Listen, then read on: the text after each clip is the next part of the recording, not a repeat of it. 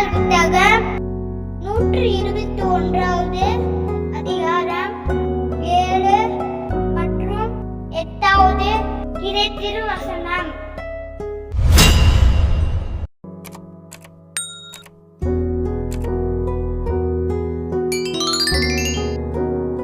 ஆண்டவர் உம்மை எல்லா தீமையினின்றும் பாதுகாப்பார்.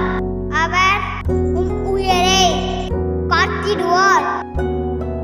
நேர் போகும் போதும் உள்ளே வரும்போதும் இப்போதும் எப்போதும் ஆண்டவர்